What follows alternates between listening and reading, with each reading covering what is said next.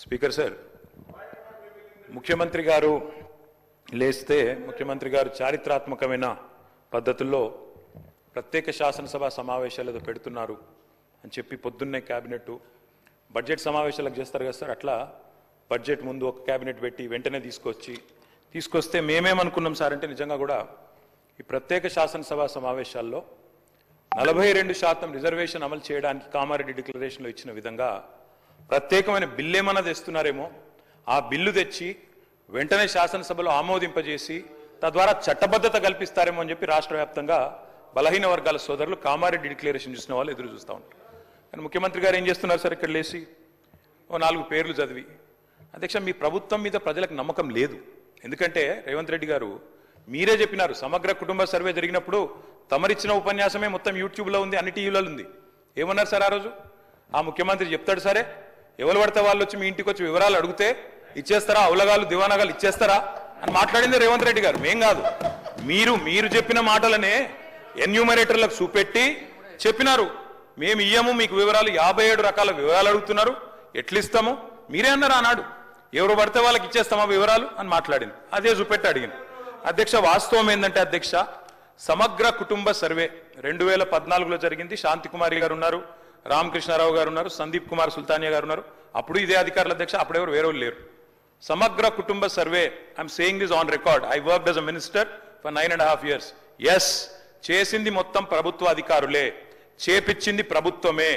Yes, it is an official document. అందులో ఖచ్చితంగా మేము ఓపెన్ గా వెబ్సైట్ లోనే పెట్టినాం, అసెంబ్లీలో కాదు, చాటుమాటుకు కాదు, పారదర్శకంగా వెబ్సైట్ పెట్టాం. ఆ వెబ్సైట్ లోంచే పాయల్ శంకర్ గారు తీసుకున్నారు. ఏముంది అధ్యక్ష సమగ్ర, ఒక మాట మీ చేతిలో కూడా అదే ఉంది. ఏముంది అధ్యక్ష అందులో డేటా? తేడా ఏంటంటే కేసీఆర్ గారి ప్రభుత్వానికి కాంగ్రెస్ ప్రభుత్వానికి అధ్యక్ష, సమగ్ర కుటుంబ సర్వేలో పాల్గొన్న కుటుంబాల సంఖ్య 1,03,00,000 కుటుంబాల అధ్యక్ష, 1,03,95,000. మొత్తం పాల్గొన్న ప్రజలు 3,68,00,000. 3,68,00,000 జరిగింది ఒక్క రోజులో 24 గంటల్లో రాష్ట్ర వ్యాప్తంగా ప్రతి ఇంటిని ఎన్యూమరేట్ చేసి అత్యద్భుతంగా చేసినాం. మేము చేసిన తర్వాత ముఖ్యమంత్రి గారు నిజంగా ఎంత మిస్లీడింగ్ గా మాట్లాడుతున్నారంటే అధ్యక్ష, వారు అంటారు అధ్యక్ష ఇంతకు మించిన టాపిక్ లేదు అధ్యక్ష, వారు అడిగిన ప్రశ్నకు తప్పకుండా మా ప్రభుత్వం గతంలో చేసిన పని గురించి వారు అనుమానాలు తలెత్తే విధంగా ఏదైతే మాట్లాడినారో దాని గురించి చెప్పాలి అధ్యక్ష. వారు అంటారు అధ్యక్ష బీసీల సంఖ్య అందులో ఎంత అని. ఎస్, ఆనాడు బీసీల సంఖ్య సమగ్ర కుటుంబ సర్వే ప్రకారం 1,85,61,856, 51%. 51% బీసీలు ప్లస్ అది కాకుండా ముస్లిం సామాజిక వర్గంలో ఉండే బీసీలను కూడా కలుపుకుంటే 10%. మొత్తం ఆనాడు సమగ్ర కుటుంబ సర్వే ప్రకారం రాష్ట్రంలో బీసీల సంఖ్య 61%. ఈ రోజు రాష్ట్ర వ్యాప్తంగా మేము మాట్లాడడం కాదు అధ్యక్ష, ఇక్కడ మా శ్రీనివాస్ యాదవ్ గారు కరెక్ట్ గా చెప్పినారు. మీ కాంగ్రెస్ పార్టీ ఎమ్మెల్సీ చెప్తున్నాడు బయట, దీన్ని తగలబెట్టండి, ఇంకా గలీజ్గా మాట్లాడింది నా మాట అన్న, తగలబెట్టండి అన్నాడు. దీన్ని తగలబెట్టండి, ఈ నివేదికను తప్పుల తడక అని కాంగ్రెస్ పార్టీ ఎమ్మెల్సీ చెప్తున్నాడు, మేం కాదు.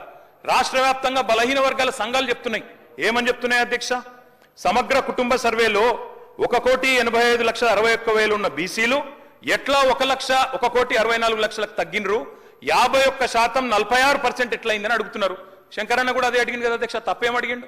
ఇక్కడ శంకరన్న ఒక్కడే అడుగుతున్నాడు అధ్యక్ష, బయట మీ కాంగ్రెస్ పార్టీ ఎమ్మెల్సీ మాట్లాడుతున్నాడు, మీరిచ్చిన స్టేట్మెంట్ను మీరిచ్చిన నివేదికను తగలబెట్టమని చెప్పిండు అధ్యక్ష, మామూలు కాదు. ఇంకొక మాట అధ్యక్ష, మేము అనుకున్నాం అధ్యక్ష శాసనసభ సమావేశం ప్రత్యేకంగా పెడితే ఇవాళ ఏం చెప్పినారు మీరు కొత్తగా? మీరు చెప్పింది ఈరోజు చెప్పింది మొన్న ఉత్తమ్ కుమార్ రెడ్డి బయట ప్రెస్లే చెప్పింది. ఆయన ఉత్తమ్ కుమార్ రెడ్డి గారు సబ్ కమిటీ చైర్మన్ గా ప్రెస్ మీట్ లో ఇవాళ మీరు చెప్పిన లెక్కలని మొన్ననే చెప్పిండ్రు. ఎందుకు పెట్టిండ్రు మీరు ఇవాళ? మేమేమనుకున్నాం, 42% రిజర్వేషన్ ఇవ్వడానికి చట్టబద్ధత కల్పిస్తూ బిల్లు తెస్తారనుకున్నాం. లేదా మీరు చెప్పినట్టు 56% బీసీలుంటే ఆ 56% బీసీలకు బీసీ సప్లాన్ తెస్తారేమో అనుకున్నాం. ఏమీ లేకుండా ఇలా వచ్చి ఒక స్టేట్మెంట్ ఇక్కడ పెట్టి ఏదో సాధించిన చరిత్ర అంటే అధ్యక్ష 5% బీసీ జనాభా. అధ్యక్ష గౌరవ సభ్యులు 9:30 విన్నారే ఒక్క నిమిషం. అరే వినగాదనే వినగా చెప్పినాక ఇప్పుడు మేము సబ్ కమిటీ చైర్మన్ గా ప్రజల ముందు ఉంచినాము. దానికి న్యాయపరంగా శాసనసభలో ప్రజాస్వామిక విలువలుగానే శాసనసభలో ప్రభుత్వం తరఫున పెట్టినాము.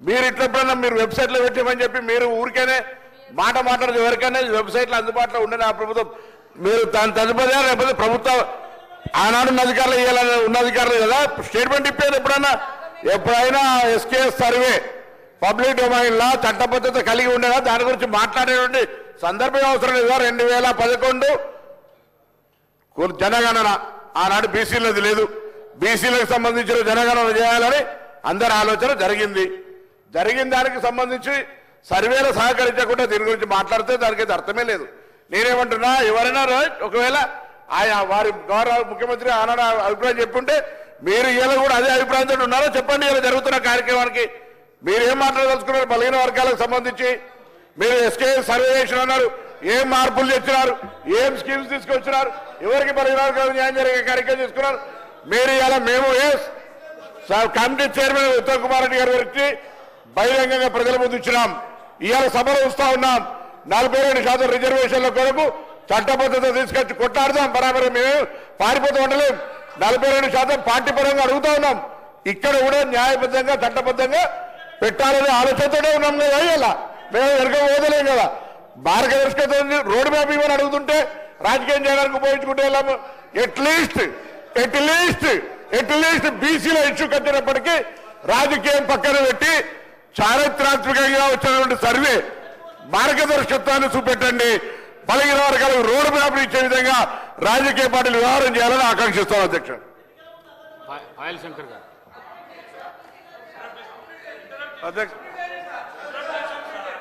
అధ్యక్ష అధ్యక్ష నేను చెప్పినటువంటి అధ్యక్ష గౌరవ ముఖ్యమంత్రి గారు అధ్యక్ష ఇప్పుడు 9.5 సంవత్సరాలు మంత్రిగా చేసిన మా తాతలు నేతులు తాగిండ్రు కాబట్టి మీరు మా మూతులు నాకండి ఇట్లాంటి అర్థం పర్థం లేని చర్చలతోనే ప్రయోజనాలు లేదు అధ్యక్ష ఇప్పుడు ఈ డాక్యుమెంట్ ఏదైతే ఉందో ఇది అఫీషియల్ వెబ్సైట్లో లేదు అధ్యక్ష తెలంగాణకున్నది టీజీ ఆన్లైన్ వెబ్సైట్ అధ్యక్ష ఇందులో ఎస్కేఎస్ రిపోర్ట్ లేదు ఎస్కేఎస్కు ఎన్ఐసి ఐటీ పార్ట్నర్ అధ్యక్ష ఎన్ఐసి వెబ్సైట్లో కూడా ఈ డేటా డాక్యుమెంట్ లేదు ఈ డాక్యుమెంట్ ఎక్కడుంది అధ్యక్ష ఎంసీఆర్ హెచ్ఆర్డి వెబ్సైట్లో ఉంది మరి చెన్నారెడ్డి హ్యూమన్ రిసోర్స్ దాంట్లో ఇందులో ఉంది ఈ వివరాలు ఎవరు తయారు చేసిండ్రు ఎవరు అందులో పెట్టిండ్రు ఎవరు ఓనర్షిప్ క్లెయిమ్ చేయలేదు అధ్యక్ష పాయింట్ నెంబర్ 1 పాయింట్ నెంబర్ 2 అధ్యక్ష ఈరోజు అధ్యక్ష ఆ రోజు 12 గంటలలో మేము చేసినాం అన్నారు కదా ఆ రోజు ఎవరెవరిని ఎంగేజ్ చేసిండ్రో అడుగు అధ్యక్ష దారిన పోయే దానే నుంచి ఎవడు వస్తుండో ఎవడు పోతుండో ఎవరికి ఏ బాధ్యత ఉందో ఎవరు చేసిండో వాళ్ళ వివరాలు వీళ్ళ దగ్గర ఉన్నాయి అధ్యక్ష ఇండ్లలోకి వచ్చి అడిగినోడు ఉదయం 7 గంటల నుంచి సాయంత్రం 7 గంటల వరకు 12 గంటల్లో ఇన్ని కోట్ల మందిని మేము చేసినామని వాళ్ళు చేస్తున్నామని చెప్పడానికి నటించి చేసిరు ఇవాళ మేము పకడ్బందీగా చేస్తే ప్రధాన ప్రతిపక్ష నాయకుడిగా ఆయన 9.5 సంవత్సరాలు మంత్రిగా చేసిన ఈయన ప్రభుత్వం మీద నమ్మకం లేదంటే ఇదే ప్రభుత్వం ఈ సభను ఏర్పాటు చేసింది ఇదే ప్రభుత్వం ఈ సభలో డాక్యుమెంట్ పెట్టింది ఎందుకు చర్చలో పాల్గొంటుంది అధ్యక్ష అసలు అర్హత ఉందా అసలు ఈ చర్చలో పాల్గొనే అర్హత ఉందా అధ్యక్ష ప్రభుత్వం మీద నమ్మకం లేదని ప్రధాన ప్రతిపక్ష నాయకుడు ప్రభుత్వం మీద ప్రజాస్వామ్యం మీద నమ్మకం లేదని సభలకు రాకపోను వచ్చిన ఆయన బర్తెగించి మాట్లాడుతుంటే నేను ఒక్కటే మాట చెప్పదలుచుకున్నాను అధ్యక్ష దయచేసి తమరికి విజ్ఞప్తి చేస్తున్నా ఈ సర్వేలో పాల్గొన్న వాళ్ళను మీరు శిక్షించాలి ఆ శిక్ష మొట్టమొదట ఈ సర్వేలో పాల్గొన్న వాళ్ళకు మీరు మైక్ ఇవ్వద్దు అధ్యక్ష సర్వేలో పాల్గొంటేనే మైక్ ఇవ్వండి దయచేసి ఎవరైతే ఈ సర్వేలో పాల్గొనలేదో ఈ సభలో మాట్లాడే అర్హత లేదు వాళ్ళకు దయచేసి తమరు మైక్ ఇవ్వద్దని అందరి సభ్యుల తరఫున నేను మీకు విజ్ఞప్తి చేస్తున్నా అధ్యక్ష